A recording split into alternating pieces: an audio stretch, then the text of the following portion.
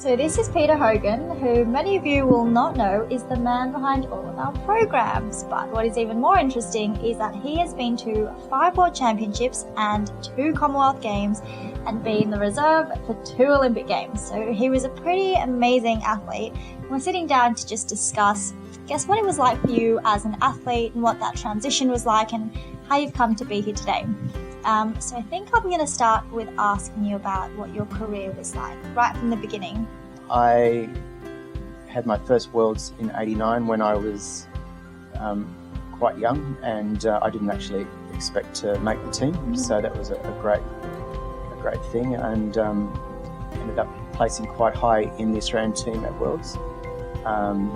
And from there rolled on to Commonwealth Games and got a bronze medal on parallel bars in Auckland, and then things were looking really good for moving into Olympics in '92, and it was a quite exciting time for our team because we were all doing quite well, and then the worst thing struck. I snapped my Achilles tendon. One thing with snapping my Achilles tendon was enabled me to get off. I had to be off my legs, and I got into the weights gym, and I had a year of really solid upper body training.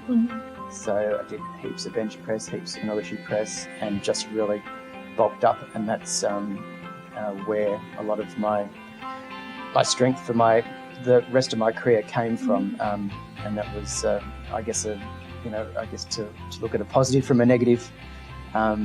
That was a great outcome, because from that point onwards, my strength was one of my strengths. And at Commonwealth Games in '94, I came second on parallel bars. Second on rings, which was I guess the strength apparatus. So prior to that, I wasn't overly strong on rings. And then you won parallel bars.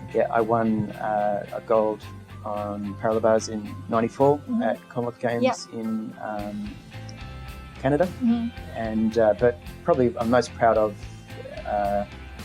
coming third in the all round at Commonwealth Games, because we all have our strengths, and and parallel bars obviously was my strength, but coming third in the all round meant that the things that I weren't good on, I ended up doing well, and my all-round total got me the bronze, which was a great achievement.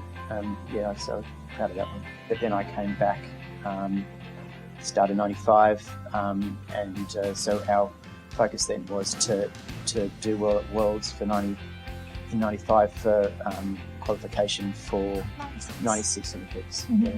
Ultimately qualified third, and my requirement as reserve for the Olympics was to literally train up to the day of the opening ceremony, because if anything happened to Brendan or Brett, who were our representatives at '96, then I had to fly over there. So so that was hard. So that was probably the last part of my career, and probably the hardest, because I was quite sure that was enough for me, but I still had to train as if I was going to be competing at the Olympics right up until the opening ceremony. My choice of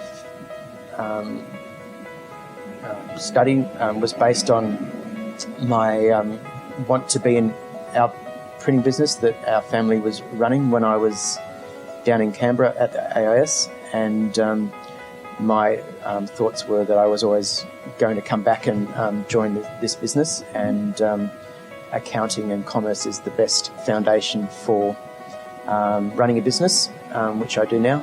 So it was a perfect choice, and all those skills that I learnt through my studies and also working at Ernst & Young now I use in running our business. And that was always, I thought that my studies helped my gym, because I was always had that focus all throughout the day, with both training and study. It's sort of one helped the other, I think. so this business that does all the printing for New South Wales Gymnastics, back when I first started, was quite basic, and over the years we've built up the machinery and its capabilities to do really professional work, and it's an industry too that's changing a lot with technology, so we've had to keep up with that. So it's been just another focus of my energies to get into business and to run this place. But something also very exciting happened at the 94 Games, you were telling me. I met my wife at Commonwealth Games. Amazing. So she was a diver. She did 10-metre platform, and so we met at Commonwealth Games, and continued to keep in contact over the years. And she as well was reserve for 96 Olympics, and so we had a bit in common. And so we ultimately hooked up after our careers in our sports. And amazing. Yes. I love that. Gymnastics love story. That's what everybody needs, honestly. You, of course, have a daughter who already trains in WAG. Yep. And she's only 11. Yes. And she's pretty full on in it, right? Yeah. She's loving it. Yeah. And she's doing really well. So and is that kind of her? I mean, it's in her blood. If her mum's a diver, like a diver. So I think with sport, that you need to be driven by your own passion, and you need to fall in love with the sport on your own terms, and it can't be your parents telling you what you should do or how you should do it. And parents shouldn't be looking at their kids to follow in their own footsteps. So with my daughter Chloe, we let her get a taste of gym and let her come back to the sport with her own desires and wishes and her own. So she started back again on her own terms, and we stood back and let her follow her own dreams, and we still do that. So you walk into your daughter's club and kind of nobody recognises who you are anymore, which is pretty crazy because you've been this incredible. You're in the Roll of Honour, at New South Wales Roll of Honour, and then you're in the GA Hall of Fame. Like, you're a pretty big deal, and then you kind of walk in and you're just like Chloe's dad. How does that feel to you, and how, I guess, what do you see when you see all those, the future gymnasts on the floor, and does that, bring back memories, or is Yeah, it certainly brings back memories. I must say that walking into a gym, I feel like getting out there and bouncing on the trampoline. And you're like, Chloe, watch Dad. Doing some somersaults. And I think to be known, it's nice to be recognised, but there's certainly a lot of water under the bridge. A lot of years have passed since I was out there, and it's good just to be a spectator and to watch and to enjoy it like anyone else. Yeah. All your experiences through gymnastics creates the person that you become through training and then competing, and then ultimately competing on the world stage. So there are so many